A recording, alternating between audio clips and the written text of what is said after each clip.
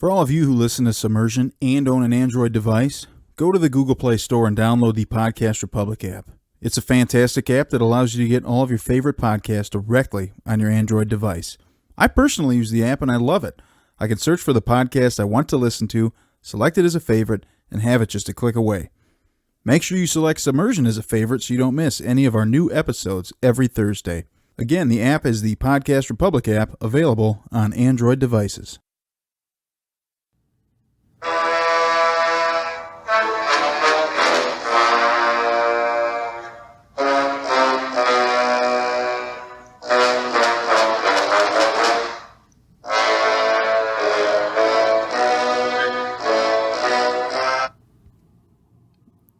Yep.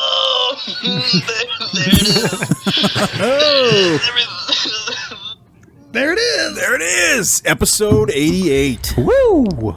Is that right? That's right. 89. I'm pretty sure it's 89. I thought the holiday special. Yeah. I screwed up. Dang it. Sorry, Cut listeners. everything. Sorry, listeners.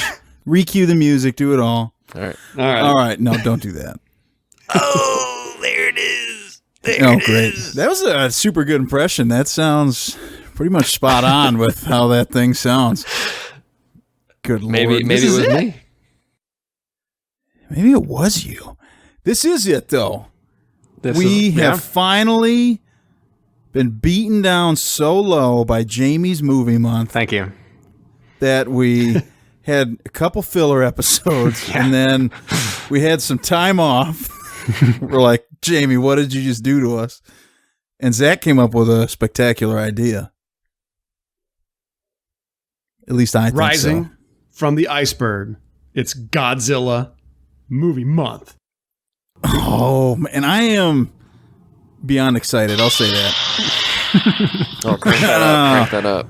Yeah, it just screams in Yeah. the background. Yeah, man. Godzilla movies. Yeah, Yeah, there's a lot introduce of us. submarines. Introduce us here a little bit, Zach. What inspired this? So, everybody had their month. Ben had his month.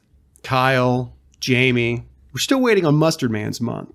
But I'm like, I need a month. And I want movies that I like. None of that fancy-dancy crap. So, I chose Godzillas because there's a lot of them, and there's a lot of submarines and a lot of Godzilla movies. Movies, right? Yep. There And are. that's all I got. That's it. I mean, hey, that's all you really need, right? I mean, it's so crazy when you think about how many subs are in Godzilla movies. I Right. was so excited after we watched this one that I watched the 2014 one. Opening credits, there's like a, newspapers flipping back and forth, and there's a submarine in there. When they're talking about how Godzilla came to be, they start talking about, oh yeah, this Russian sub went missing. Later, a Russian sub shows up like hanging up in the trees because Godzilla threw that there. Whoa. It's like, what is going on? Are you And we recapping the next movie already before we're even there? Yeah. Doing it real quick.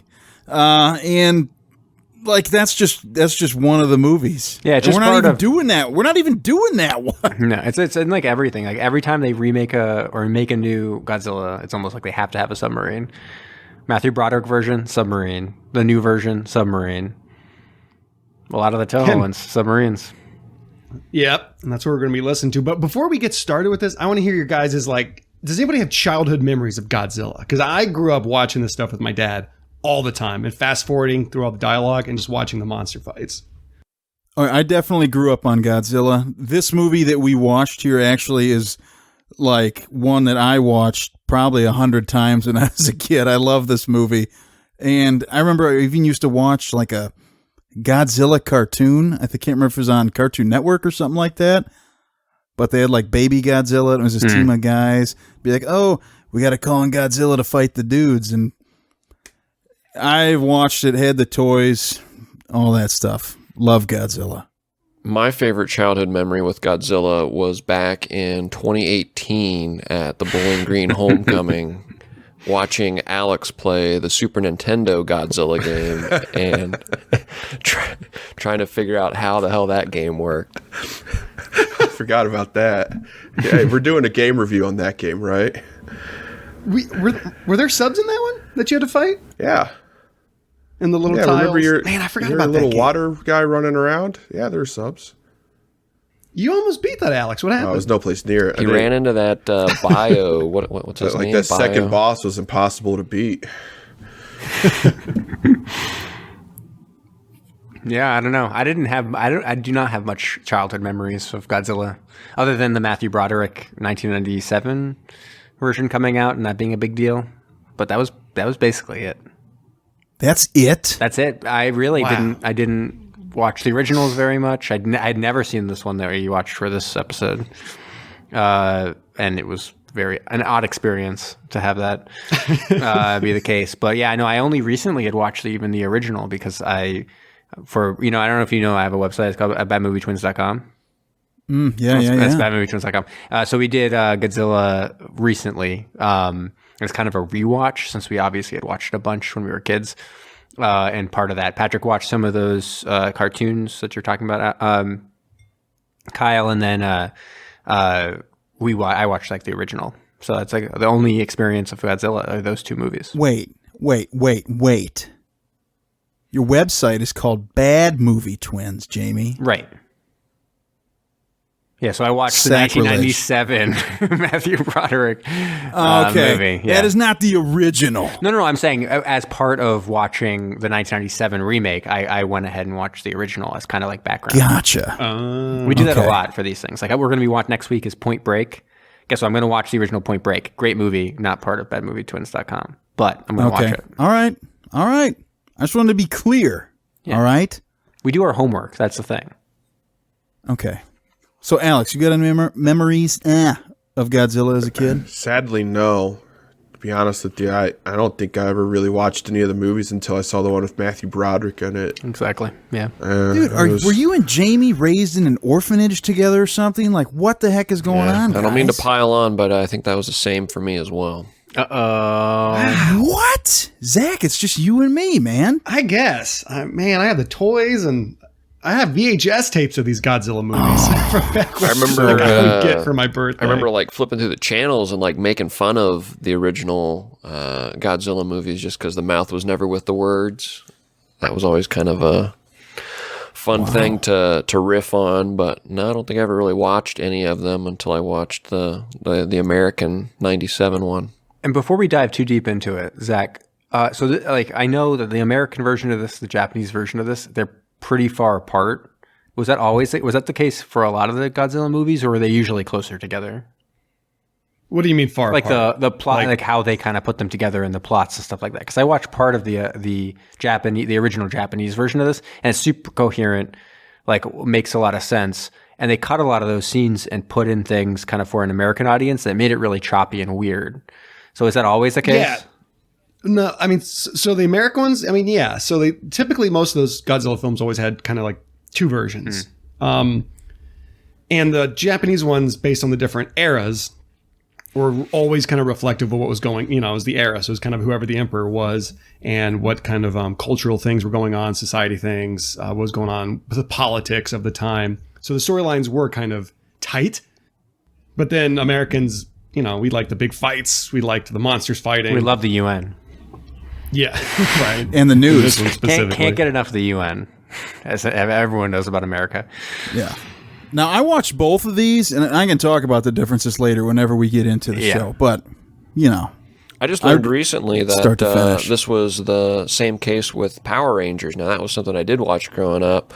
They actually took like a Japanese, martial arts, like superhero, like crime fighting show, and they actually ended up shooting the kids in high school and all that, and added that whole storyline and juxtaposed it against the action scenes that you see in the show. So that's why you never see them really in a fight taking off their helmets or anything like that. That's because that was all filmed as like two separate shows that they kind of blended together. So that was really interesting. Yeah. And then very similar, obviously, with how they shoot Godzilla, because they got the big sets where they make it look like there's a giant monster, but it's actually a guy in a suit. That's what they were doing with the Zoids and stuff too, or Zords or whatever they were called. And yeah, that was all a different show that they mixed with the American sort of campy humor they had for the high school drama side of things. Wait, that was a guy in a suit? That was a guy in Dive, dive, dive, dive!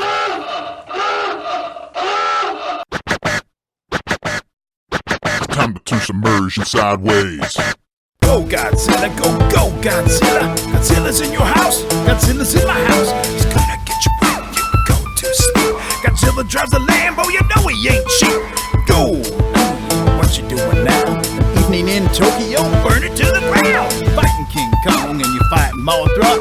Fight the whole world, you're Godzilla. And they're gonna fall. They're all gonna bow to the king of monsters. Cause you're Godzilla, y'all. Cause you're Godzilla, y'all. Go Godzilla, go Godzilla. Go Godzilla, go Godzilla. Wow. That was spectacular. Is that Jack Black? You guys like this? Had a Tenacious D meets Christopher Columbus vibe there. Good call. Yeah. Oh my word. Yeah. I made that the other day. Felt really good about it. Did that while my daughter was napping, and her nap did not last very long, probably because the part at the end where I'm just screaming, you know. But Loved it. Let's just use that man. for the rest of the season. Missed your calling oh, there, Kyle. trust me, that's being used for the rest of Godzilla movie month. Spectacular, Kyle. Thank you. I do my best. Born in the wrong age, you could have been a member of the Beastie Boys. Still can. All right. We've been going on for a while now, and Good. it is good. It's really good. Lots to talk about. There is a lot to go and talk about. So Zach introduced this movie that you said we need to watch, although I can't believe nobody else has seen this before. That blows my mind. Yeah, so this is King Kong versus Godzilla, right? And this is a Toho production. Toho is the big one. That's the major kaiju film, producer, Japanese film distributor company. So most famous is Godzilla. There's about 32 films. Okay, this was number 3. Wait, about? All There's right. about 32 films?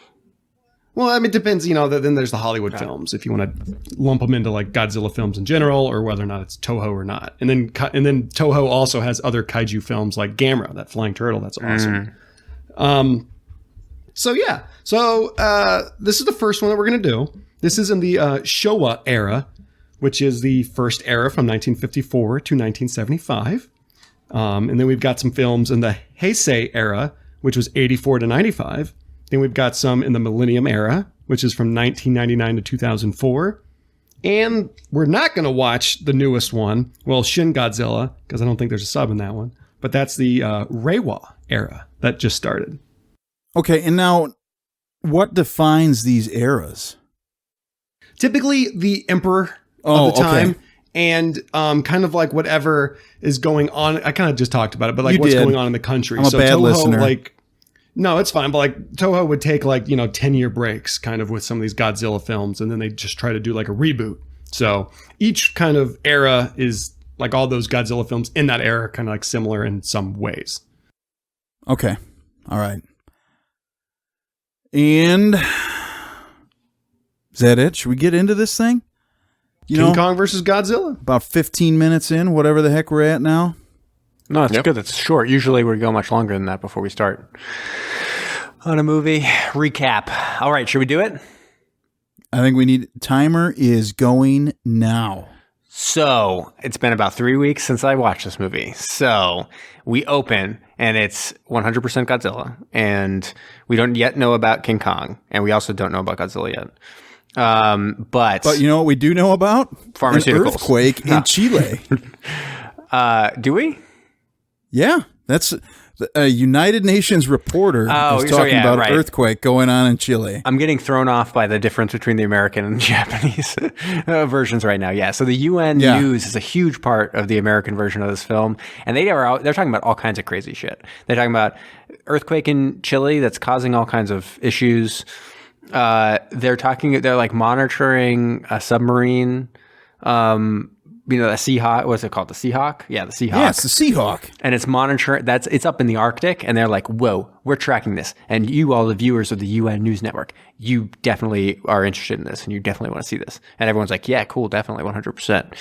And so they have that portion going on, and they're also talking about how like there's a scientist who found an island with like all kinds of crazy shit on it, and like fruit, these giant weird looking fruit, Cherry tomatoes. it looks like kind of giant cherry tomatoes, and they are going to cure cancer, but there's 100% totally a monster on that island, right? All right, they don't know that yet. He says basically, look, I've got these berries. They have a narcotic effect. They are not addictive. Somehow. Wow. And then all of a sudden, this pharmaceutical company who kind of comes out of nowhere, and in the Japanese version, it makes a lot more sense. It's way clearer, yeah. Yeah, it is. But in the American one, they just say, okay, we need to get more of these berries from the natives. And by the way, I have a few guys that work at a TV station that I'm going to send to go get the berries. And you're like, wait, what? What's going on? Why is the Right. pharmaceutical company got guys working at a TV station? Right. And I think that was also just Japanese culture back then, I think. It's like Pacific Pharmaceuticals kind of owned like a TV station and did a lot of their advertising and stuff through these shows that they would make. But also like the guy, the scientist is like pointing on a map to where the island is. He's like, oh yeah, by the way, there's also a monster. And Mr. Tako, the head of the pharmaceutical company, who's like a real goofy actor, very obviously a comedy actor, Love that and guy. he goes nuts for this idea. Wait a second. We could have this giant monster and it would advertise our pharmaceuticals for us. And we would be like a huge hit. And our television network is going down the tubes. Everything sucks on this network. But if we had a big old monster, everyone's going to just tune in. And then he looked directly into the camera and was like, right? Because everyone in the audience was watching a movie about a monster. So they understood. Right? They got it, man. They got it. And so... And before they get the two guys, he's going to send his two recruits out there to go get the berries. They go back and they have a dinner scene with the one guy's sister and her boyfriend. And he shows him this fancy, like, unbreakable wire, the boyfriend does. Yeah, that his company's he's like an been working engineer or on. something, yeah. He is a scientist of sorts, some would say. Alex is actually the expert on that. I am. That And was a very true scene, too, by the way. If you could It tell, was. It was good. that was all real. There was no fake effects about any of that at all. FYI. Awesome. Go back and watch it just for that scene. there we go. That's why we bring Alex on. And so he's basically got this thread that's like, I don't know what. It's like sewing thread, but it can hold like literally anything. And he's like It's like dangling dental, off it's a like dental balcony with floss, it. But like... And the guy's like, oh, strong. you're going to die. But he Yeah. doesn't. Right. They're like, this won't come up again. Don't worry about it. Yeah, 100% we're not going to use this later to pick up Godzilla, so don't worry about it, wink. Yeah. But at the same time that all this is happening, there's also this submarine, the Seahawk, that's up there. And the UN network's monitoring it, and they zoom in on what's going on up there. And this is like, for the American version, I don't know how you'd even follow what was happening in the movie at this point, because the Seahawk's up there, they're like, look at that, there's like a glowing iceberg over there. And I'm like, what? And they're like, there's something's happening. And all of a sudden, like, Godzilla is like breaking out of this iceberg. And it's like, wait, what? So Zach, what was happening? How did Godzilla end up in the iceberg? Is that like a known thing? So that was in relation to, I think, the second Godzilla film. So the second Godzilla film, So, he gets trapped in ice. God, I haven't seen that one in like forever, but I just know, I think, Kyle, you watched the Japanese version, right? Did they allude to anything about So that in the happening, Japanese like, back version, in 1955? They basically said we knew that he couldn't stay like frozen forever or something, you know, so he's breaking out now. Oh, yeah. It's very strange. It seemed almost like Godzilla was being born out of ice in this movie for the American version. Yes. I was like, wait, what? But Something that's also common with Godzilla is when they were approaching, they started picking up a bunch of radioactive readings. yeah. Hang on. I can cut in here. Hot take. Not even a hot take. Controversial opinion alert. No, I can't even call it a Zach fact. Fact check. Sure. So the second film was Godzilla raids again, and at the end of the movie, he does get buried in an avalanche. So there you go. So he got buried in the avalanche, ended up in ice, floated up to the Antarctica or the Arctic Circle, and then the submarine has found him. Right. And so then the submarine kind of gets trapped in the ice, like it gets trapped underneath all the ice and stuff like that, and everything starts going to shit. And everyone on the submarine's like, "Oh, are we going to be okay?" And basically, the captain's like, "No, not really. Like, we're dead, basically." Well, yeah, they think they're fine for a while. Water starts pouring, and they seal the hatch. You're like, whew, man, we really escaped that. And all of a sudden, you start to see the flames engulfing the sub, and you're like, oh, Godzilla! Here we go. So there's like the 3 businessmen down there, right? Yeah, Yeah, and for Yeah. whatever purpose.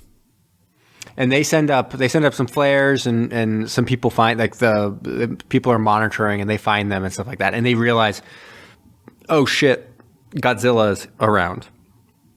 And Godzilla goes and totally owns like a military base, goes to town on it up there in the Arctic, and all of a sudden it's like heading towards Japan.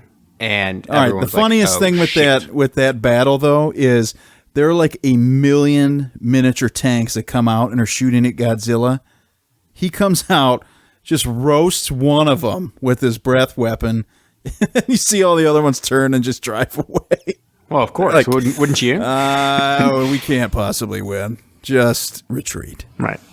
And so he's on like a path, and it's really funny. They keep on going back to the UN, and they have the scientist character. The UN News Network has a scientist character who is saying so much weird shit that I couldn't handle it. Like, he was like, to explain to the American audiences, Godzilla, well, he's basically a combination between a Tyrannosaurus Rex and a Stegosaurus. And I was like, is that even right? Like, I don't think that's true. Is that true? Zach, is that true?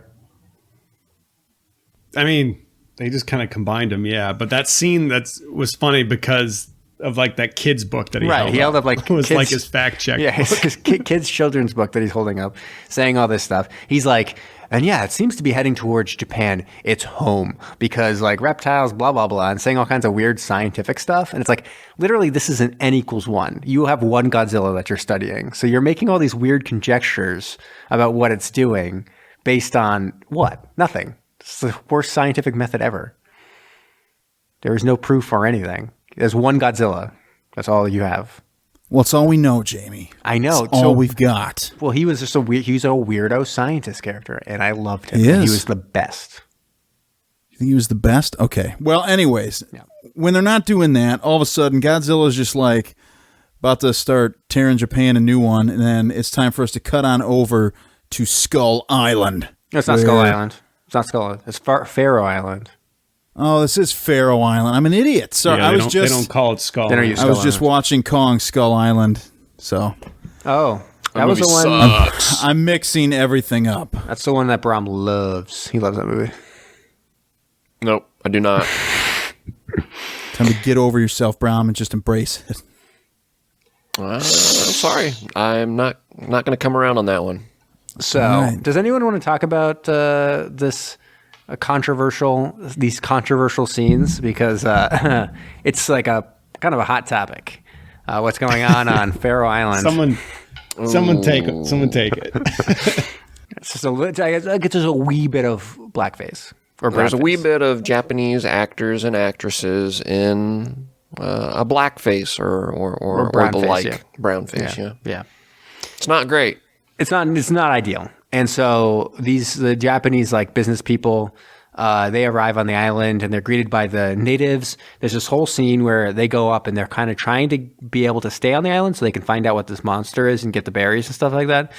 And they are being told like they can't stay, they got to go.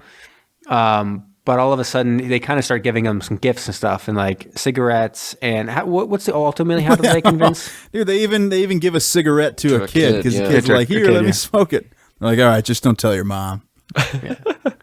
And Classic. And is that how they ultimately stay on the island, or was it something else that they were able to convince the guy to let them stay? So in the Japanese one, like they have a boat coming within a few days, and they say, we're going to leave within a few days, and then eventually the chief is like, okay, you guys can stay. Okay. Because you just gave us these gifts and all that type of stuff. Right. And it's pretty much, here they just give them the radio, it plays the music, they give them the cigarettes, everybody's smoking, having a great time. Cigarette stuff's crazy. It's so funny. Everybody's just smoking. Yeah. And then Kids are smoking. and they're loving this island. They go on like a little excursion, and they kind of get scared because there's all kinds of lightning and screams of what seems like a monster. And so one of the people from the company, who's kind of like a scaredy cat. It was weird in the Japanese version. He's the one who like convinces them to go and try to get this monster, but then he ends up being the kind of the scaredy cat when he's actually on the island, and he gets a little injured, so they have to take him back to the village. And one of the funniest scenes in the movie, he's like freaking out because he starts getting attacked by, quote unquote, attacked by this lizard. He's just got it by the tail, spinning around, whipping this like rubber lizard all around, and then eventually throws it off a cliff, and the other guy shoots it. Solid. It's like, what? Yeah. So then they're kind of chilling, and I think they're helping him out by giving him some of that berry juice. So like, we got this magical berry juice. If your friend drinks it, basically he's gonna be fine. And so they're like, "Oh, go get some more, kid who likes to smoke cigarettes." And the kid who likes to smoke cigarettes runs over, and he's like trying to get some of the berry juice, but all of a sudden he gets attacked by the monster ? No, Not yet. It is a giant octopus, comes onto land and starts to kind of engulf the hut that the kid's getting the berry juice from. And this is a real octopus with the model stuff, and then superimposed images of the actors in there, and it looks. Whoa! You serious, Jamie? Oh, that's movie magic. I know. I'm sorry. I'm breaking the spell, but no, that was not an actual real giant octopus. Some of us choose to believe. I want to believe. I want to believe, but the one, because I know one of the facts was that the director ate the octopus after the filming. What? I read that, Jamie. I read that there was 4 octopi that they used in the film, and one of the 4 was the director's dinner. Yeah, and so if it was a real giant octopus, I don't think that director could have eaten it for dinner. Let's be real. So anyways, this octopus is going, everyone's like, oh shit, all the villagers come out with their spears and they're throwing it, and it's real racist. And then then they're like, uh-oh, because who comes out to save the day but our boy, King Kong, hero monster? Who's to say? Monster hero. And so he comes up and he dispatches the octopus like it's he shit. unloads on him. Yeah. Throwing like, rocks. And at first it's not going great, because one of my favorite parts here is he goes to the octopus, picks it up, and it just like immediately suctions to his face. Got him right where he wanted him. Yeah, I guess. Because then he turns around, owns that octopus. Then in celebration, he's like, fuck your berry juice, and drinks all of it. He just drinks all of his berry juice. It's Chugs apparently alcoholic or something, or it's sleep inducing. And so King Kong gets real sleepy after owning this octopus and drinking all this berry juice. And the villagers kind of do this little like dance music thing to help him go to bed. And they're like, drumming away. And one of the things in the Japanese version that wasn't in the American version is that one of the company people is like a amazing drummer, like one of the top drummers in the world, probably. And all right, loves you did drumming. Not watch that. That was in the beginning of the Japanese version. He was just playing in a commercial. But he talked then later. Well, whatever. We'll get to it later. He's all like, give me my drums because I'm a drum master. That's what he says. Those were his words. Yeah, exactly. His words.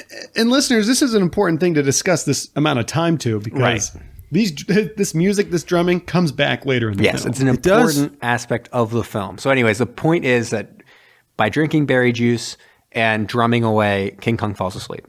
That's what we understand. Pretty much. And then the pharmaceutical company She basically says, "Hey, we're going to steal your guys' god from your island now. We're taking your god. And we're going to use him as a mascot, but we're going to put him on a raft filled with explosives to take him back to our country." Yeah, just in case gets a little rowdy, we can blow him up if we want to. Yeah. Yep. And then something that I don't even know how this UN reporter knew this, but he did, or maybe it was the biologist he had on there, but they were going back and forth on who would win between Godzilla and King Kong, and he said, well, you know what? Godzilla is brute force, but he has a very small brain. King Kong, also very strong. He's a thinker, that one. Big brain. Big brain.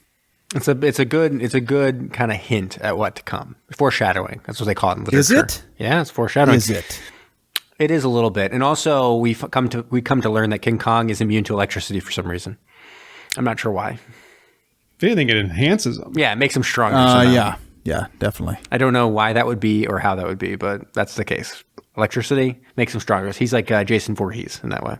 Hey, who knows how Viagra works? Am I right? Whoa. Wait, what?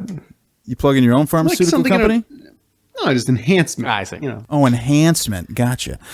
So anyways, back on the boat where they're bringing Kong over to Japan, the boss shows up, the guy who sent the guys on the mission. He's all jazzed because they've got Kong, and he's super pumped to see him.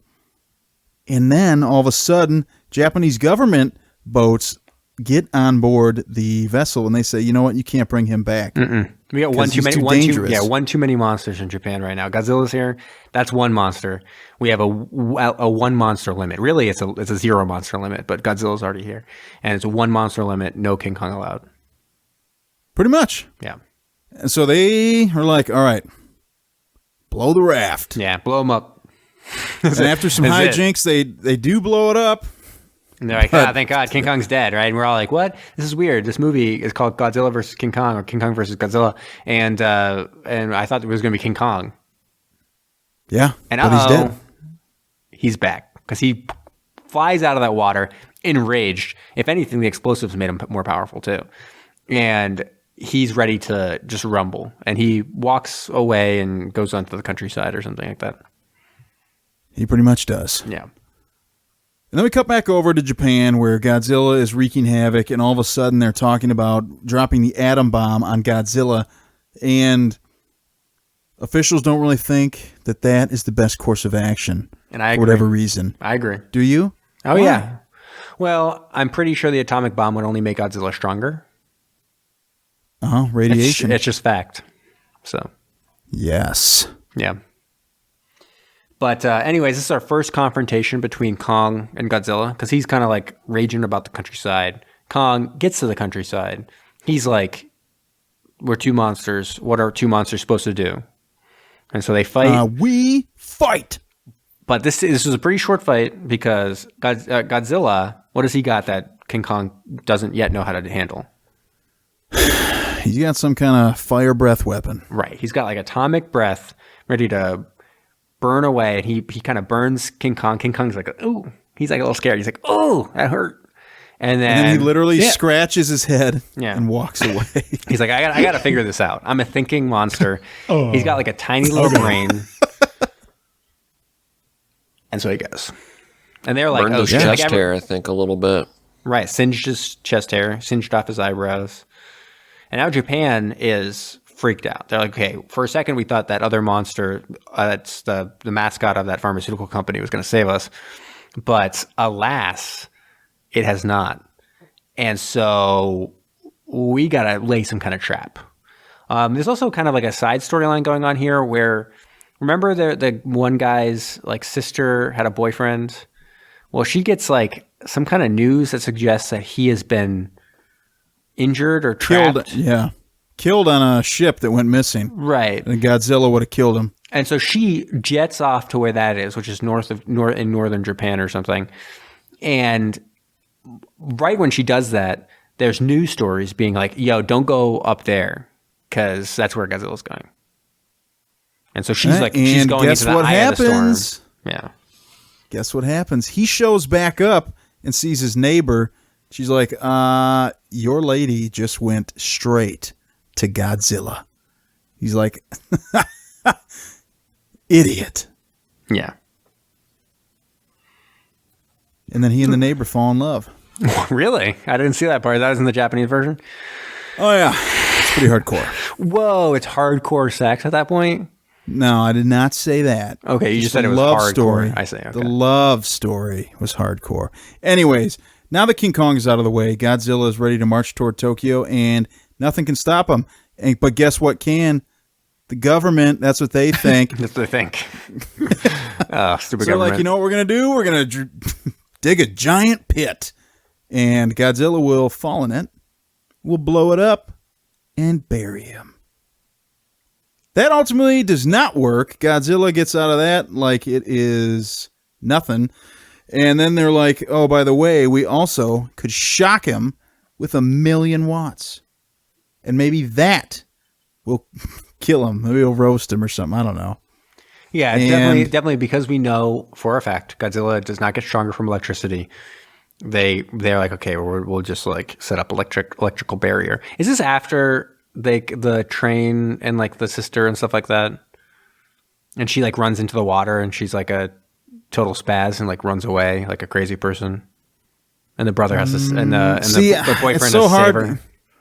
because I just watched both versions, so Yeah. it's hard to tell like which happened and which. But yeah, anyway, It's all kind of random. This is right around that time actually. Yeah, because at that point, like she's on a train, the train gets stopped by Godzilla, everyone evacuates and gets like taken away, but she's like a total spaz and like runs away into the water. She like just like runs into the like a river, and like the brother or the boyfriend comes up and is like, "Where is she?" And they're like, "No one's over there." And he's like, "Well, my spaz of a girlfriend would be over there because like she totally would run into the water like that." And like, what? And then he like drives over and finds her and picks her up, and I think they just drive. Do they just drive back to Tokyo at that point or something?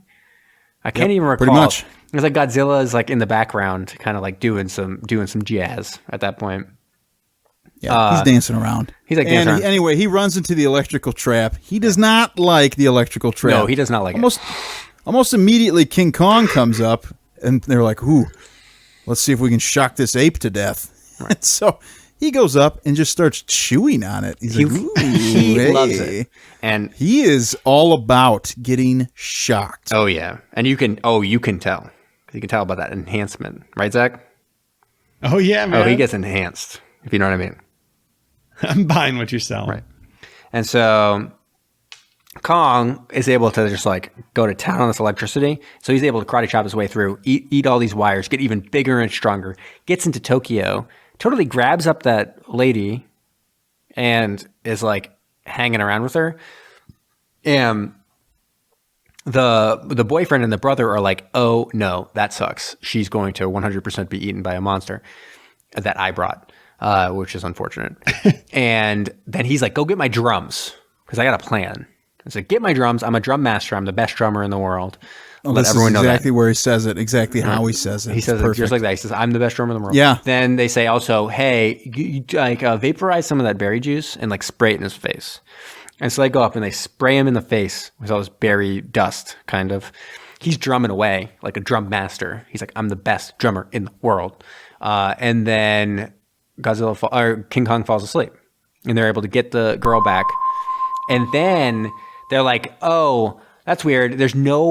There is no substance on Earth that we could possibly use to pick up King Kong. There's just nothing. There's nothing you could possibly imagine that would be strong enough to pick up King Kong, and there's nothing we've heard of in this movie that would do such a thing. And first they start with, well, you know what? Balloons. Right. Oh, that's the first thing that comes to my mind, right? You're like, how are we going to move this giant monster? Because they want to drop him off and have him fight Godzilla now. Yeah. That's the plan. They need him to fight Godzilla. So that is the plan. It's the only solution. And what did we talk about that is super effing strong earlier in this podcast? Dental floss. Dental Fishing floss, line. whatever it is. Yeah. Yes. Unbreakable. Yeah. So Kyle, do you have a better idea though for getting Godzilla where he needs to go? I really don't. I would float I him don't down a know river, how they would do it. like a bunch of logs. Well, what if he drowns? Good. Kill two birds with Good. one stone. Oh, but no, you don't. You only kill one bird, and then the other Shit. bird's That other bird's still breathing there. God fire damn on it. the countryside. Oh, man. Well, then I have to find another monster. Son of Kong. I just give King Kong a map. Good call. Oh, here you go. Oh, got a make it like brain. a survival challenge. He's a thinking monster. Good call. That'd be good. Not Dumbo like Godzilla is. What an idiot. And so then Kong is dropped with all these balloons and stuff right next to Godzilla. And we get to basically the climax of the film and also the best part of the film, which is just King Kong and Godzilla fighting for I think it was 3 or 4 hours, right? On Mount Fuji. Yeah. Just for forever. It was great. And All right, man. You also downplayed when they drop him. They drop Kong, and he lands just on his butt, and it immediately starts sliding like he's on a slide, and just kicks right. He just kicks Godzilla right in the chest, and Godzilla just starts rolling down the hill. Yeah, and there's a lot of this great super clumsy fighting that is amazing. We've got some clips. We'll put the clips online. They're really good. And yeah, so they keep on going back and forth. It seems for a while like Godzilla's going to get the advantage because, again, atomic breath. It's tough to beat. But Kong's actually kind of holding his own or starting to hold his own throughout all this stuff. And a bolt of lightning is kind of key to it. So he gets struck by lightning. Again, King Kong, more powerful by electricity. And that charges him up, revives him, and he's able to throw a bunch of rocks and kind of pummel him in the chest and all kinds of stuff to Godzilla. Drop kick him, I think, or maybe whatever, and goes to town on Godzilla at this point. Dude, so the only way that King Kong was going to lose this fight was because of himself. When you're watching this fight, everything's pretty much going his way. It's pretty evenly matched. King Kong at one point picks up a rock, just throws it, instantly goes into a somersault, and then hits his head on a rock and is knocked out. And that's when Godzilla is just it's really funny because at one point he's just staring at him and just did you just do that? Yeah, and then Godzilla's whipping him with his tail, and he's trying to bury him. Right. Yeah, just covered him in right rocks. before he got struck by lightning. Yeah. And then Godzilla, for whatever reason, sets the forest around them on fire, but he doesn't just set King Kong on fire. Right. He had pretty good opportunity to do that right here. Yeah. And then they keep on fighting, and then they kind of tumble off a cliff together into the ocean. And there's a big kind of battle under the water, and they're like, who's going to come out on top? Who's going to come out on top? And who do we see arise in the distance? It's Kong. Kong. He's the only one. Kong wins. He's the only one that surfaces, although knowing that Godzilla is a creature of the water / ice, we can speculate that he probably didn't die. But He did not. King And in Kong- the Japanese version, right here, the president is you know what? I think we need to reevaluate the way we look at plants and animals and everything on this earth. And then it just ends. Wow. Because the movie was all about conservation. It's profound.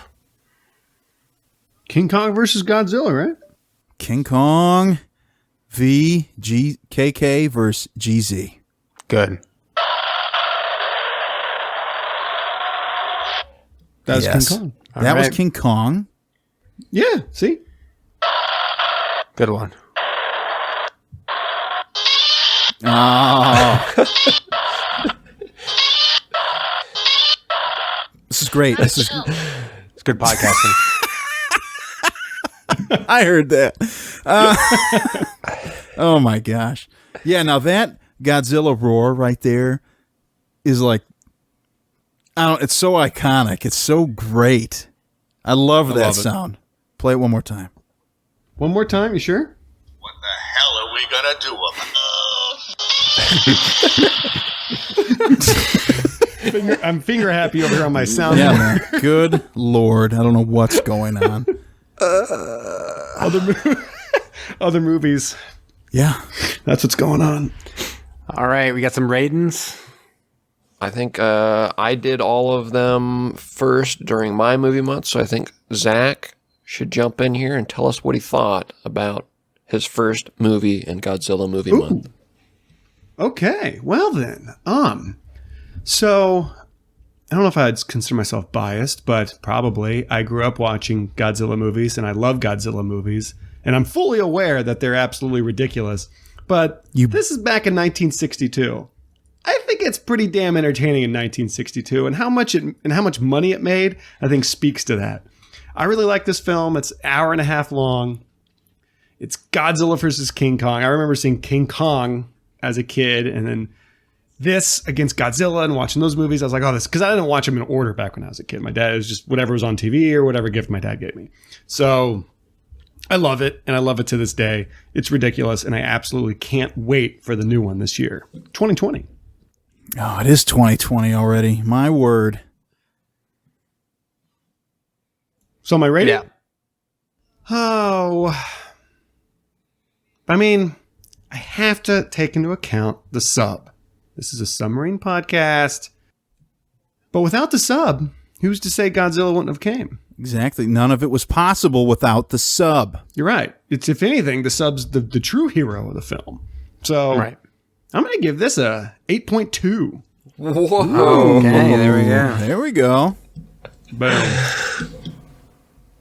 Like it. All right, I can jump in here. I'm going to I maybe bracket either side of this, potentially. I'm going to come in lower. I feel like the movie's pretty ridiculous.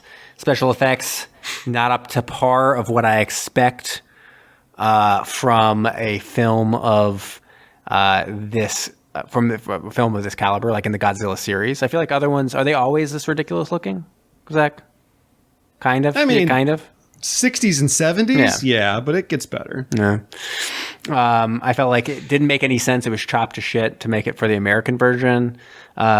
Really odd editing to put in all those UN scenes, stuff like that. We only got the briefest look or peek at a captain's dick during that submarine scene. There's only the briefest moment where they let it fly, let it hang out a little bit. And yeah, I don't know. I would say, but I do respect Godzilla as a franchise. I think this is probably a good introduction and start to my Godzilla learning experience. So I'm still going to come in kind of middle there, 5.5. 5.5. Wow. I think that's high still. You still think it's high? Okay. Yeah. Whoa. Oh my gosh. Brown, sounds like you got some shade to throw at GZ versus KK here, huh? I mean, I can, yeah. KKV GZ. Shoot. KK versus GZ. Sounds like a new rap album. Sure. I'll hop in then, I guess. So as I mentioned, I'm not I'm not a huge Godzilla fan. I didn't grow up watching these. I do acknowledge the creativity and ambition of this series. I don't feel like anybody was really doing anything quite like this that the Toho company was doing. So I mean, it is pretty impressive what they were able to accomplish and pull off, and how they were able to pull it off.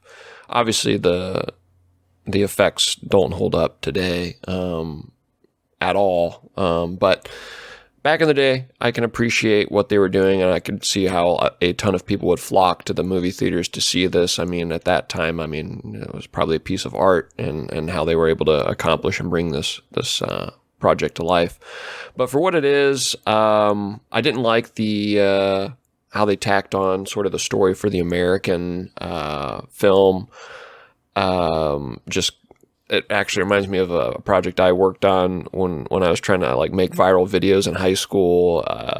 I had a whole bunch of footage for a project that didn't come to fruition, and I ended up tacking on a whole commentary thing to make a video out of it still, because I really wanted to use the footage. And it was a disaster, and looking back on it now, it's embarrassing and stupid. And that's kind of what happened here with tacking on just, live look-ins from the space station, and a live look-in from this American news anchor, and a live look-in from the Japanese ambassador, or whoever they're bouncing around to. And I don't know, I feel like for how ambitious and creative the rest of the project was for bringing this to America. I feel like they could have had a more creative way of making the story palatable for an American audience. And the way it comes together is just really shoddy, and I didn't enjoy that.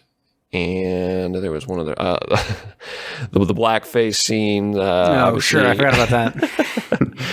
That obviously wouldn't fly anymore. Can't be doing that. Yeah. That's all I really need to say about it, I think. I'm going to give it a 4. Disgraceful. But you're entitled to your own opinion. Alex. It was already harped on too, but not much submarine action here too. This is a submarine podcast, so. Okay. All right. Fair enough. Mustard Man, are you still there? Mm-hmm. He's there. Originally, I think I told you guys yesterday that if I couldn't make it, give it a 6.5 for me, right? More or less, yeah. Yeah. Well, after listening to you guys talk about it a little bit more, I got to lower it. It's got to be 4.5 for me. This just watching it. There were some funny parts, but I think when I'm thinking about it a little bit more, it's not the greatest movie, and I'm hoping that some of the other Godzilla movies with submarines in it is a little bit better. The submarine looked wonderful compared to what a real submarine in the 60s probably would have looked like, so it's not very realistic, but I admire them for trying. And I only found myself laughing at a couple of scenes. I don't know if it was supposed to be a serious movie or a funny movie if they thought they were making something really great. I found myself confused about it, but the fight scenes kind of made me laugh. The one scene, I think you guys had mentioned it. Why didn't Godzilla just use fire to set King Kong on fire instead of just burning everything around it? Doesn't make sense. I guess it's that kind of similar trope to where whenever two people are hunting each other in movies, they always have them in their sights, but they always let them go or try to make it more challenging for both of them. That was very alive and well, I guess, in this movie. So it's just kind of frustrating to watch, and we don't even have a real clear victor at the end. So it's just really confusing to me. So, yeah, I think just listening to it more and thinking about it more, especially how you guys discussed it a little bit more, because I don't think I even watched the right version of the movie. I think you guys watched a different one than I did. I don't know. Just to start. I'm gonna go from I'm down voting from 6.5 to 4.5. Yeah. Wow. Take it home, Kyle. Dude, I will save this movie. All right. I'll boost Thank this. you. Somebody boost needs this to. rating. Come on, guys. Zach, much like you, I grew up watching this movie, and I've watched this movie twice since we've talked about it. I watched the American version, and then I went back the other day and watched the Japanese version. Now, I will say the Japanese version is far superior to the American version. Yeah, There's literally I didn't watch none the of whole the thing. UN stuff, I none believe of that at all. The characters are much better, like the Pacific Pharmaceuticals. The boss, he's hilarious in that. And then the scenes where Godzilla and King Kong are fighting at first, right before the whole trap in the train scene, they are out there. The pharmaceutical guys are out there, with cameras and stuff. They're trying to film the fight, and the government's like, "What are you guys doing?" They're like, "Oh, we work for the pharmaceutical company. We're trying to shoot a commercial or whatever." And they keep driving past these barricades, and they just point at the sign like they're working for the company. And it's just like, what? So it was really funny. And the flow of the movie was actually far superior. It made a lot more sense with everything that was going on. Like, Godzilla came to the island, and then pharmaceutical company said, we have got to get something. They're like, look, everybody is talking about Godzilla. Like, what if we had our own monster? And then they go and look for King Kong.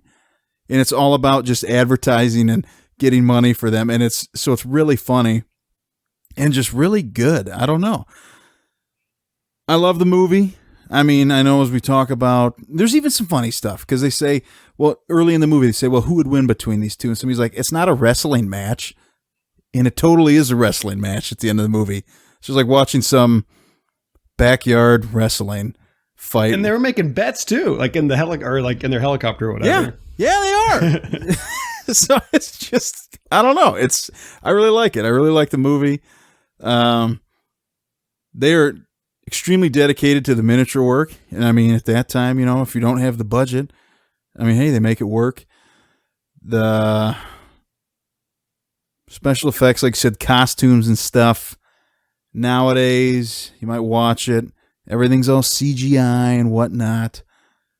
But I think they did what they had to do and they made it work. And those are the Godzillas and King Kongs I know and love a lot. And I think this movie deserves an 8. There we go. Nice. Oh. All right. Nice. That's pretty high. You know what, That's Kyle? unbelievable. I think you talked me into raising mine up a little bit too. Really? I'm gonna split the difference. I'm gonna go up to 4.6. Here we go. There we go. Ratings going up, ladies and gentlemen. Oh, Brown, would you like to reconsider? No, just to give some context No. to this, Kyle, you just gave it an 8. Movies that you also gave an 8: The Yeah. Life Aquatic, Destination Tokyo, U571, Run Silent, Run Deep. That's a mistake. Run Silent, Run Deep. Not. Run Deep is great. I'd put it on the same level. Okay. All right. All right. Should I get into some trivia? Whoa. We still got Love It or Hate It. Oh, sorry. Love it or hate it. See it. Got the music for I think that? you should call it Love It versus Hate It. I love it. Love It versus Hate It. You hate it. We're best friends. We're enemies. We're in love. We're in hate. Oh. We're frenemies. But we're living together and it's a funny old time. Great. All right, Love It, Hate It.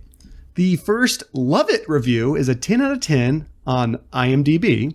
This is from Snapdad back on May 18th, 1999. Snapdad says, "Secrets and lies. The Americans deserve to remake this movie. The Japanese version has Godzilla winning the winner takes all, literally, battle. But when the Americans heard about it, they bought the rights, reshot the ending, and made King Kong victor. Just because he was from an island that was in America. What? I guess they deserve this small victory. If taking this action and spoiling an artist's vision is all they want, then I guess we'll call it even on the saving the world front. American filmmakers showed just how stuck up and competitive they were when they changed this movie. If the American version is on the multiplex or at the video store, don't get it." That's a 10 out of 10 review. Interesting. Really interesting 10 out of 10 review. Is that even Basically like, dude, what did they do to this movie? But it's still pretty good. 10 out of 10. Kyle? Is that even true? Did in the Japanese version did Godzilla? win? No, I King was Kong waiting won, for right? that at the end. I was waiting for So- Godzilla to raise up, but he didn't. No, King Kong did. So I looked into this guy's review and why he even would have made this claim, right? So apparently there was long before high-speed internet came about, there was like an ongoing myth that there were two separate endings shot, one with a clear Godzilla victor and one with a clear King Kong. Is this what they alluded to, like in all the websites I look at, called the cut versus uncut version? Possibly, And is that Alex. why I had in my Google searches Godzilla penis circumcision? Yeah, Oh my yeah, god. that has to be right. Okay. But, Jamie, how are you not like falling all over yourself laughing with that joke? Did you What do see you what mean? Alex said? It wasn't a like a joke. regular- That was real. I it's just really a regular did look thing. it You're up. talking about just I don't laugh at facts. There was, I literally looked it up because it kept saying cut versus uncut, and I got a little confused. So I just had to see if Godzilla's packing or not. You know, circumcised? What kind of moil's going to do that job? What'd you find, Alex? What'd you find on that?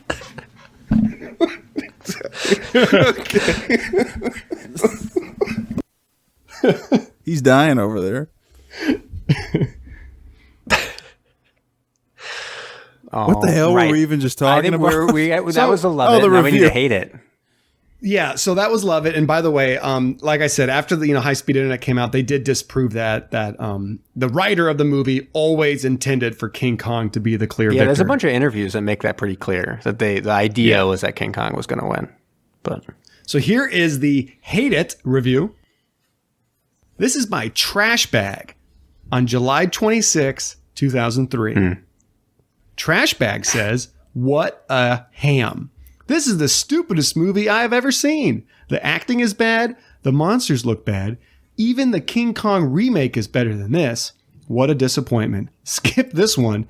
It deserves to be flushed down the toilet." Wow. Wow. Savage. Ouch. Wow. stupidest movie? I guess he hasn't seen Strange Wilderness. Am I right, guys? I like that. We bring You like that up a Stranger lot Things? on this podcast. He's a big Steve Zahn fan. Yeah. And Justin Long. That was Love It or Hate It. Oh, I love All right, it. man. It's great. You did not love it. You gave it like a 5. No, I said I loved. I love it or hate it. Oh, okay. I loved it. The segment. Gotcha. All right, so I'm gonna blast through this trivia. Okay, guys. Yeah. Blast Blast through it. away. Blast. Blast away. I'm blasting away. So this had a lot of firsts for Godzilla. So this was the first time that they used the well-known standardized high-pitched roar, probably the one that you're playing, Zach. This was the first time they did it. It was a mix of two of the original 1954 roars sped up a little bit. That's what. Was that a tip? What's that? There we go. And it became that's the roar that was used for the remainder of the Showa film series. The film was also the first time either King Kong or Godzilla was filmed in color. It was also the third film for both King Kong and Godzilla, which is kind of an interesting fact that they were in it together. And then it was the first time they used Toho's Big Pool. It was originally built for Storm Over the Pacific, a 1960 film, but then it was used in pretty much every Godzilla film from then on out until 2004. Godzilla Final Wars was the last time it was used. And then the big pool was demolished. How big was this big pool? It was huge. It was like I think it was like a couple of football fields. That is a big pool. Yeah, something like that. So that's why it kind of, you can get the look of an ocean by filming Right. it certain ways. Special effects director Eiji Tsuburaya said he deliberately made Godzilla or King Kong kind of look stupid, a little semi-comical, because he was afraid that it would frighten young children, and so they wanted people to root for King Kong because he was going to be the victor, and so they made him less scary looking than Godzilla. He looked ridiculous Yeah. too. When those close-ups on his teeth. Oh, and how my his arms gosh. changed Yeah. multiple times. Yeah. So until last year, 2019, this was the only film where the Japanese version had not been released in the United States. Last year, they released the entire Criterion Collection box set of Godzilla. So all of the films in the Godzilla series were released as Criterion Collection box set, and in that, it did include the original Japanese version for the Aren't first they even time on ever. Blu-ray? I think that's the Criterion Collection. Yes. This is still the highest attended Godzilla film in Japan. It sold over 12 million tickets, including its re-releases. It became the most popular film internationally in the Godzilla series. It was so popular in the 1990s, Toho wanted to remake the film. However, RKO Library, which owned the rights to King Kong, said no. And so Toho changed the concept, and that became Godzilla versus King Ghidorah. Ghidorah. Yeah. 1991 film. There was actually a well-known story that this idea was originally spawned by Willis O'Brien. He had done the special effects for King Kong in 1933. And then in the 1950s, he really tried to drum up support, mostly not with Godzilla, but for King Kong versus Frankenstein. And that Frankenstein would have been a big Frankenstein monster made of animals, different animals. But no one was really super interested in it. But producer John Beck, he then turned around, took the idea and gave it to Toho. And so apparently Willis O'Brien was like super sad when he found out that his idea had been like kind of stolen and was going to come to fruition without him. Yep. Did that ever happen? Did that movie ever happen? What, King Kong versus Frankenstein? Yeah. I do not think so, no. No, I don't think so. Yeah, no, unfortunately. So it's Even like, though even though you want it to be. I know. He said no one was interested. I'm like, hold on. I am interested. So this does use, the American version did use some footage from a film called The Mysterians, a 1957 film. It's basically, you know how they had that whole part where they were talking about like satellites and shit? That was all from Mysterium. Okay. All right. And then there are a lot of versus films in film history. Some of my favorites, which I won't even be being used for casting what ifs, are Alien versus Predator. Tucker and Dale versus Evil. I don't know if you know that one. That's a great movie. And then also a great movie, Alien versus Predator, Requiem. So what other actors from versus films would have done well here? What about Woody Harrelson from The People versus Larry Flint? Woody Harrelson. Who do we want him? He could have been one of those advertisement guys. I would think Yeah, so. that's a good one. Yeah, I think the advertisement guys that are sent to the island, right? Yeah, because this kind of be like that was more comedic relief than anything, and I feel like Woody would be best at that. What about Ben Affleck, who was in Batman v Superman? Oh God, He'd be the guy. He'd be like the who they boyfriend, thought probably. died. Yeah, exactly. Yeah. What about Meryl Streep, Kramer versus Kramer? I Godzilla. mean, Oh, come on. I was just gonna say giant Meryl Streep fighting Godzilla, but That's a good also one. if she was Godzilla, that'd be great Yeah, too. wasn't there Mecha Streisand? Yeah, that's We true. could have Mecha Streep. What about Freddy or Jason from Freddy versus Jason? put them both in there. So now it just becomes Freddy versus Jason again? They already made that movie. Freddy versus Jason versus versus King Godzilla Kong. versus Yeah. King Kong. Yeah. It's a four-way. It's a four-way. tag It's a match. cage match. What about Michael Cera, who's in Scott Pilgrim versus the World?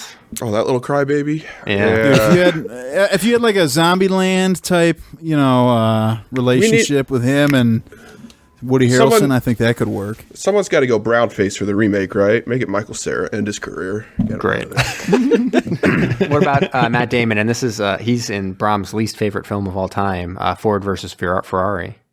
I've never even shared an opinion on that one. Yeah, you did. You said it was going to bomb hard. That's what you said. Oh, I heard it was quite I think good. it did, didn't it? No, it didn't. It was a success. No, I heard it was. I know it got ranked high, but didn't it struggle a bit at the box office? I think it made like That's I think it made Cats. like $250 Oh, that's million. Cats. My bad. Yeah.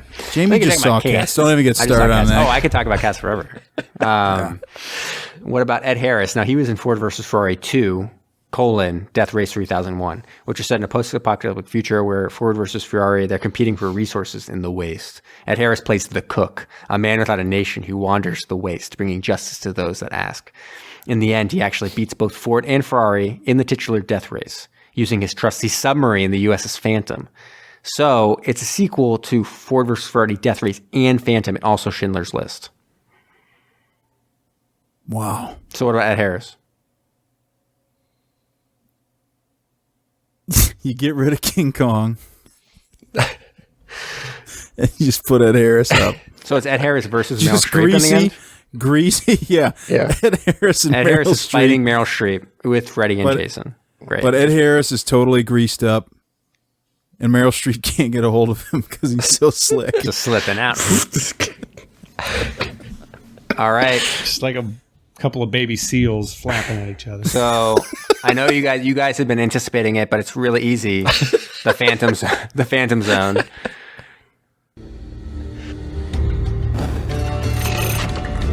Engage the Phantom. Phantoms engaged, sir. Surprisingly easy. As the leading lady slash damsel in distress is played by Mia Hama. He's well known to American audiences as Kissy Suzuki in You Only Live Twice. And that features a submarine like most Bond films do. And I definitely have used in the past because who's in the credits? Teru Shimada. Teru Shimada. It's no big deal from there. I got one bit of trivia before we move on to subs worldwide. Do it. All right, you guys know I love my facts and figures here. If we only had Zach and Kyle on the episode tonight, and we're only able to use their ratings, this would have been rated the 7th best submarine movie out of 79. Out of 79 movies. That would have been a mistake. I stand by it. Yeah, no regrets at all. Oh, What my can you do? word. Can't do much, man. It's Kaiju Worldwide.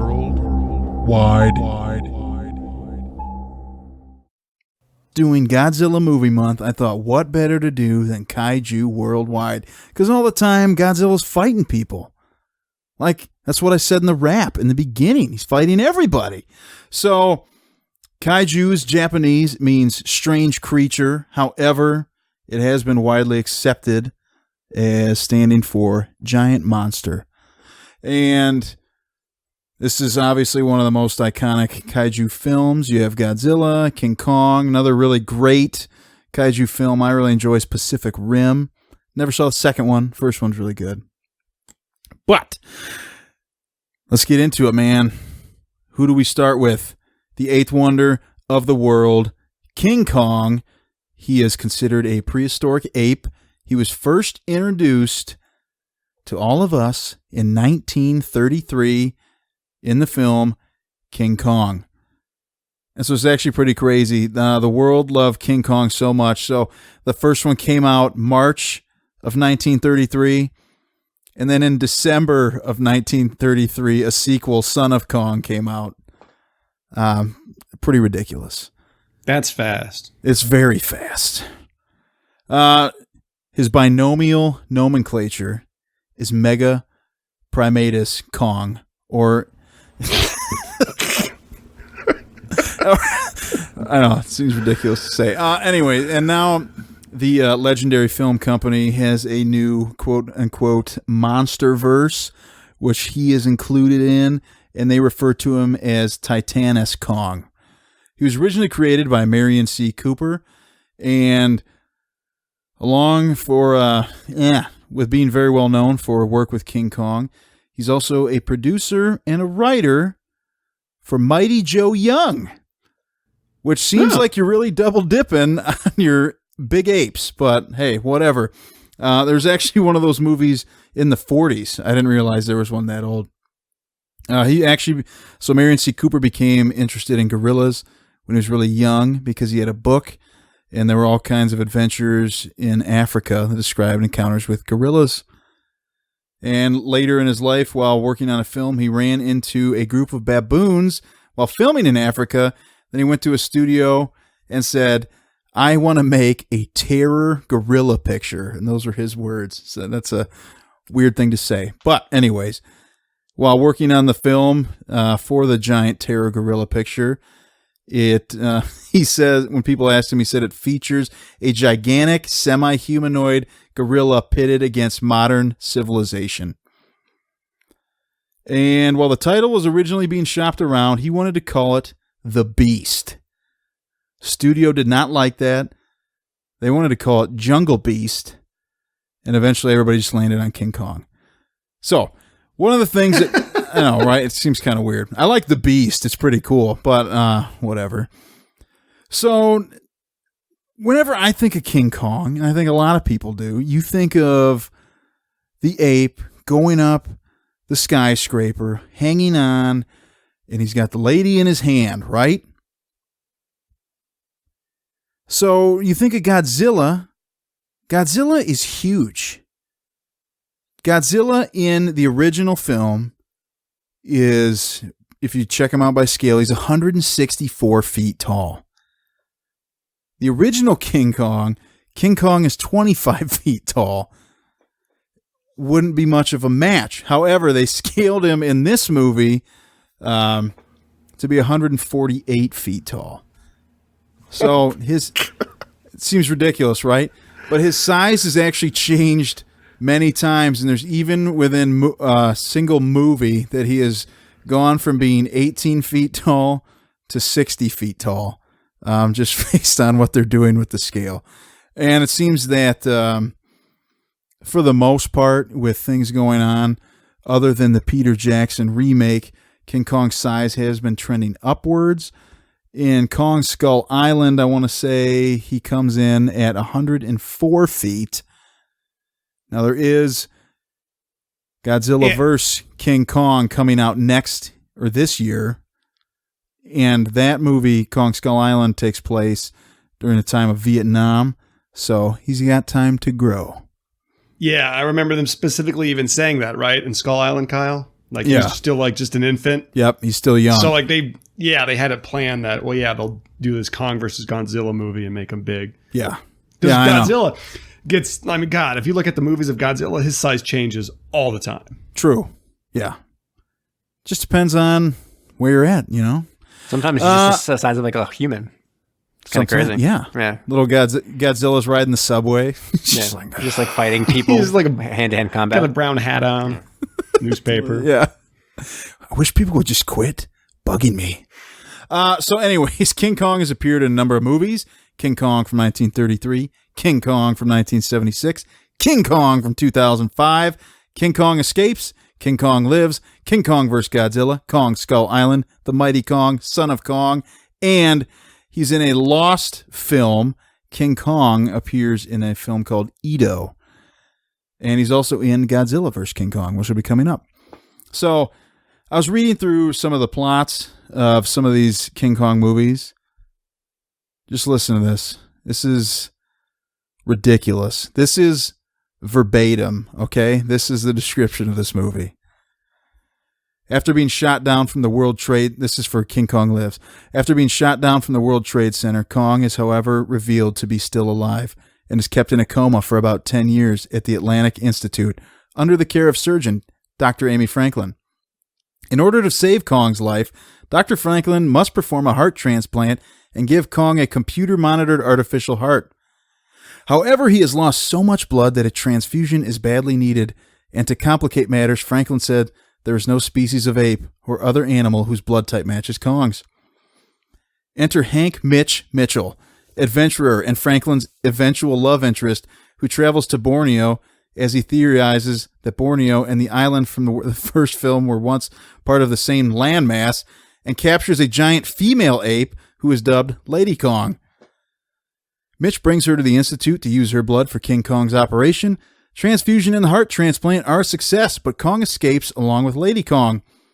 Archie Nevitt, an insane Army lieutenant colonel, is called in with his men to hunt down and kill the two apes. Lady Kong is captured alive by Nevitt's troops and imprisoned. Kong falls from a cliff and is presumed dead.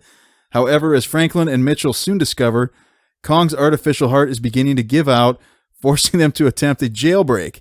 They discover that Lady Kong is pregnant with Kong's offspring. The jailbreak is successful thanks to Kong, who has survived the fall and breaks his mate out. After being followed and attacked and shot by military, Kong kills Lieutenant Colonel Nevitt and dies slowly near a military base on a farm where Lady Kong gives birth to an infant son. Kong reaches out to touch his son just before dying. Having returned to Borneo, Lady Kong lives peacefully with her son in the jungle. Wow. King Kong Lives. Sounds ridiculous. You did a deep dive on this King Kong. I know, man. You give an ape an artificial heart, I'm going to read about it. So, anyways. Sounds like a book. I know, right? But it would be I write about it. There was an article. This will be the last thing I cover. There was an article by Forbes. It's called "The Biology of King Kong." It was written by David M. Ewalt, and it's from December 12th, 2005. Who knew? You know, this many years after, somebody be reading this. So this is from that article. In the movie, Kong appears to be about 25 feet tall in a crouch. And this is in the Peter Jackson movie. About 7 times the height of an actual silverback gorilla. At that size, a very rough estimate tells us Kong would weigh anywhere from 20 to 60 tons. In a worst-case scenario, which is still quite likely, he couldn't even stand. They're just going on talking about how he'd be way too big to literally do anything. And then they also start talking about how he would need to eat 7,500 pounds of food every single day to sustain his life. And the article goes on into interspecies sexual relationships, and it gets a little odd from there. But anyway, there's a lot of other good stuff in there, and I've already taken way too long talking about this wonderful, beautiful ape. So was that just number 8, Kyle, or Number 8? You introduced this segment and you said number 8, King Kong, right? Eighth wonder of the world. Oh, okay. Yes. I thought you had 7 more to do. Yeah, that was number 1. No, and that's it. Beautiful. Well, thank you. I try, you know. That was... I didn't know a lot about that, but I did see that King Kong movie with the artificial heart, though. You saw that movie? Oh, yeah. I remember watching that as a kid, them replacing the heart, because it takes place right after the end of the first film, when he's laying there on the ground in New York City. So, yeah, I remember it. Do you remember him having a son born on a farm and an insane lieutenant colonel? I mean, I remember like the relationship. I remember the female Kong, and I don't remember that ending though, like giving birth. But I hadn't have seen it. It's just like a really graphic birth scene. Like, ugh. You'd remember. You would remember. Okay. After that, Alex, I know you said you've been working on something new. Is it ready? It's not ready. I can tease it a little bit though, and it explains why I've been gone like the last 3 months. If you really want to know, I've been away on a Japanese sub on a secret mission, and I'm going to recap everything that happened on there. And so to say, on this Japanese sub, we were patrolling Madagascar to eradicate the world of the hissing cockroaches. Whoa. It's going to be pretty good. Sounds like it's going to be very interesting. Spoiler alert, we think it's going to hold. We think it's going to take what we did. Yes. Well, I can't wait to hear it, man. But well, folks, you heard it here. I do have some unusual questions that I found. So you guys have heard of Snopes.com, correct? Sure. Correct. Here are going to be like the Sith Lord or something? No. Goodness. Jesus. Yeah, Kyle, just keep thinking that. No. All right, so these are going to be true or false questions that you guys have to see if these were really submarine related or not. Okay. All right. First one. Hampton's police acquire surplus submarine. So this article that was printed in the news says that the Hamptons police in New York had a surplus of money, so what they used with it was to purchase a submarine. True or false? False. I say false. I'm saying true. False. I'll go true. Okay, it's false. Although it does sound like it could be true. The photograph that was included in the article shows clearly like a huge Navy submarine just patrolling around the beach with a whole bunch of swimmers, which would never happen. But it is pretty funny to actually think about that something like this was actually printed in the news, and Snopes had to do a background dive into it to see if this is true or false. Next, was a walrus really found sleeping on top of a submarine? True or false? True. True. I would go true. I would think true also. Okay, well, the picture that's on this today, it's actually, Snopes said it's a mixture, either true or false. So they said, what's true? Cover all the bases. A walrus really was photographed on top of a Russian submarine in 2006 when it was undergoing repairs. However, what's false is one of the most popular images documenting this encounter feature a young man with his arm raised in the air. So it looks like it's actually fake. So they don't know. Because I'll show the photographs to you because it looks questionable one way or the other. So I'll let you guys make the decision on this. I thought you were going to say, yeah, it was photographed on the sub, but it wasn't sleeping. That's what I thought, Kyle. I thought for sure that was going to be the rationale. Oh, Yeah. I see what you're saying. All right, so there, it's being uploaded if you guys are able to look at it. And we can of course show this to everybody else. And somehow they think that person in the back is photoshopped. So then they start thinking that maybe the whole thing is photoshopped. It does look weird. He does look photoshopped. I'll give him that. Yep. Okay. His hand on the right-hand side of the picture looks really odd. But I don't think the walrus is. You like with the shadow and like the wrinkly rolls on them. Well, ask Brom. He's an expert at Photoshop. Could you do that, Brom? I'm going to open the original here. That's not very good resolution. I'm going to have to say the walrus, although it does look a little weird to me. I think it's real. I think the guy is photoshopped in there, though. So I'm saying that's a real What about image. the sub? What about the sub? Sub is a real sub, or a hunk of metal, for all I know. I don't really. Okay. I don't know my We subs. heard it here. All right. Yeah, kind Debunked. of interesting. Yep. True or false? Greece Navy accidentally killed a whole bunch of dolphins. That was a part of a marine conservation while they were doing drills in the ocean. True or false?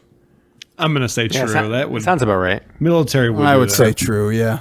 Yeah, it's true, sadly, so to say. They said they were using sonar tests and live ammunition tests, and somehow the deafening noise of the sonar injured the dolphins good enough. Probably some of the live ammunition that they may have been firing too, but was enough to kill, they said, about, I think, 15 mammals washed up on the shores.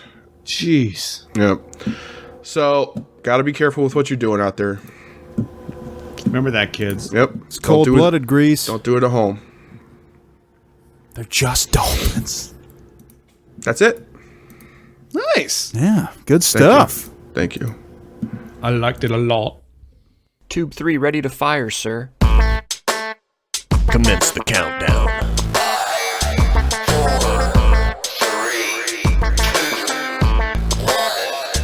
Give it to me. Yeah, man. What's up? What's up? What's up? What's up? All right, so Hello. as we kind of just alluded to only a little bit, we just celebrated the New Year's. In fact, it's just a day after the 2020 New Year. And I wanted to give a quick 2019 in review by sharing our top 5 and our bottom 5 movies that we had the opportunity to watch and recap on Submersion in 2019. So, Kyle, close out or minimize out of the ratings document if you're in there. Oh, you know, you can see I'm in there, huh? Okay, I'm out. I'm out. Busted. All right, so You got what do me. we want to do first, our top 5 or our bottom 5? I was just looking at that like a couple minutes ago, too. That's fine. So, That's just your short-term memory. yeah, all right. All right, our bottom 5 episodes, or rather our bottom 5 movies that we reviewed. Number 5 was Full Fathom 5. We gave it a 1.895 average rating there. Yeah, that movie Good. sucked. That movie sucked. Bad. Don't like it. Also, There was a number of things that made that movie suck. Can you recall any of them offhand? It was like 11 gigs to file. Yeah, exactly. I converted that VHS tape, and it was huge. It was so big. Like, it's Stupid. taking up so much ridiculous space on my hard drive right now. Kyle, you gave it But the highest rating of the group with a 3.08. What? I gave what? Yeah, provided that's correct. That's a mistake. That's a mistake. That's I ridiculous. see it right here, 3.08. Number 4. That's all right. What? Whatever. That's got to be a lie. I don't know. Number 4, also from Jamie's Movie Month, Time Under Fire. Got a 1.675. That one's better though. That one's got some more quality, like laughs to it. Is that's the one with Bryan Cranston, right? Where he's like the where he's Sith Lord? Palpatine, yeah. Yeah, okay. Yeah, and I think that is right. I would much rather go back and rewatch that. Yeah. For sure. Number 3, definitely do not want to touch with a 10-foot pole, Submergence. Oh, that boy. movie. This is the McAvoy Horrible. one, right? Yeah, it's McAvoy. Where he's like imprisoned in Africa or something, and his girlfriend is Yeah. going to go Alicia sub dive. Vikander. 1.21 was our average rating on that. Yeah, Number- that one was boring. Number 2 was Submerged with the average rating of Seagal? 1.19. That's a Seagal. Now that one is funny, but it's really bad. It's funny because of how bad it is, though. That is it deserves accurate. to be a very low scored one. Honorable mention before we get to number 1. Honorable mention was the for Red October. Oh, That's right. I think For I Red think I October. rated that one pretty high. I think Alex, Alex did indeed lift that one out of the cellar. Alex gave it a 6.9. oh my gosh. So it got a 2.238 overall. Kept it out of our bottom That 5. is a travesty. Brings us to number 1, though. Anybody know what this is? So this is the worst one from The 2019. worst one from 2019. what was it? Oh, oof. If it wasn't Submergence, I'm going to have a really hard time thinking about what it was. It had a There's something people gave a 1.1875 zero, right? overall. Was it Moby Dick? 2010 Moby Dick. Oh yeah. I tried to think of the worst movie I had seen, and it was that Good one. strat. Moby Good Dick. strat. God. Sadly, I watched that one and I wasn't on for the podcast, but it was a pretty bad movie. Yeah. It's not good. Kyle gave it the highest rating once again, 1.75. Ooh. It's Well, I appreciated the guy fighting a whale with a shotgun because that doesn't happen right. very often. Very often. How many times would you reckon that has happened in the real world? Probably more than I can count on my fingers and toes. Okay. Let's get to our top 5 here. Number 5 of our top 5 movies from 2019, Crash Dive 1943. Oh. This was given a 6.83. Was reviewed by Jamie, Kyle, and Zach. That's one of the top ones, and it's got a 6.8. Right. Yeah, it was an unfortunate been a year rough for year, boys. Yeah, it was. Number 4, X-Men First Class got a 7.083 repeating. Number 3, 49th Parallel got a 7.5. It's actually tied with number 2. So number 2 and 3 interchangeable here. Number 2. I just want to say, I think Kyle's description on 49th Parallel, when you look online, is the absolute funniest description for all of the other movies. You know how long that took me to type out? That took so long. What is this? His description for like when you go to look it up online to listen to it. Oh, on the like SoundCloud and all that. Not the You haven't first, seen not the it? second, not the third, not the fourth, not the fifth. I'll have to check that out. Oh my god! But that was interchangeable. 2 and 3, they're tied at 7.5 with Austin Powers in Goldmember. Oh yeah. It's a great one.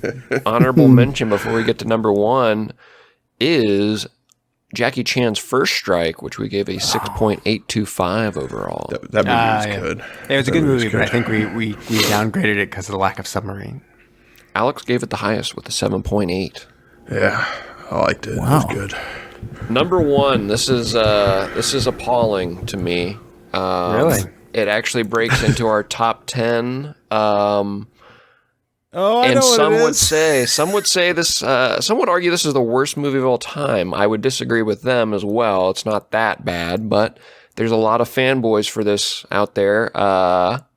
This series. Anybody know what this is besides Kyle, who obviously knows? No, I don't. All right, Kyle, revel us with what you know here. Vroom vroom. Oh, really? Vin Diesel. No, that is incorrect. Seriously? All right, good. I was With hoping the it didn't make the top 10. 7.75, Star Wars Episode 1: The Phantom Menace Ooh. had a 7.75 overall. Now, Well, to that's be because fair, you there's had only your two that was Toho. just me And Nick. and Nick. Right. You gave it a 7.5, yes, and that Nick gave it movie- an 8. The movie is good.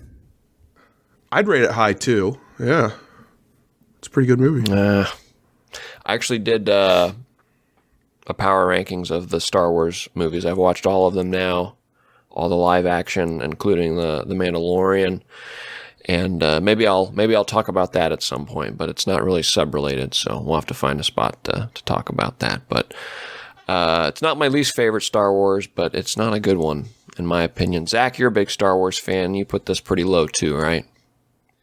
Well, the prequels, yeah. I think episode 1's better than episode 2, but episode 1 and episode 2 are low on my list. All right. Well, that is our 2019 in review of our best and worst rated films. All right. Excellent. Is it time? Might be time.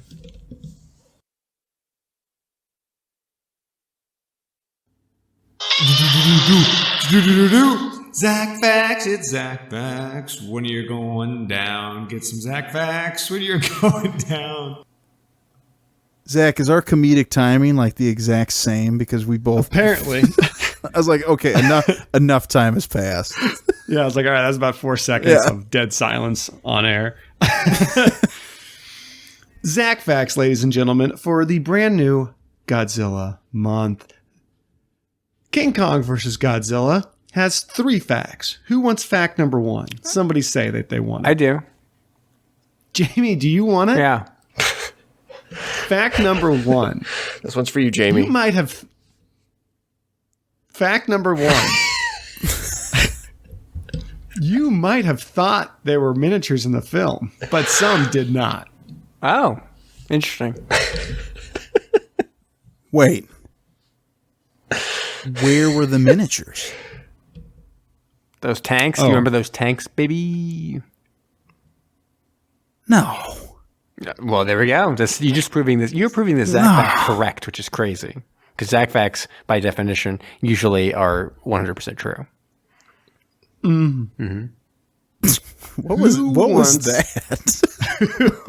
Who wants fact number 2? I do. Jamie, you want fact number 2? I do. Yeah. We all know about the Japanese version and the American version, but we can't forget about the North Korean version. This film opens up with just text that says, Kim Il-sung destroyed both monsters while making the movie, so the audience gets a gift of watching Kim Il-sung read for the next 90 minutes. Nice. So is he reading, Zach? Yeah. Oh, I don't know that. We need to get our hands on a copy of that film. Hopefully it's a submarine movie. If not, we'll make a special episode. Who wants fact number 3? I do. Jamie does. I got it. Thanks, Jamie. Yeah. Fact number 3. Both the Godzilla and King Kong costumes were reused, guys, in the 1969 porn parody King Dong versus Godzilla. Nice. Oh my.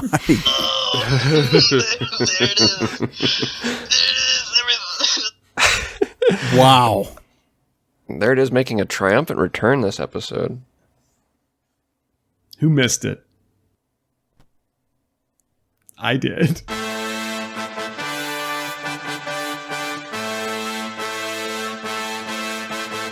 Thank you for listening to Submersion. Don't forget to subscribe for new episodes every Thursday. If you like what you heard, please leave us a rating wherever you listen. Want to interact with us? Follow us on Facebook, Instagram, and Twitter. We also love to get messages from all of you. If you have a suggestion, a comment, or just anything you'd like to share, please email us at macestudios@gmail.com.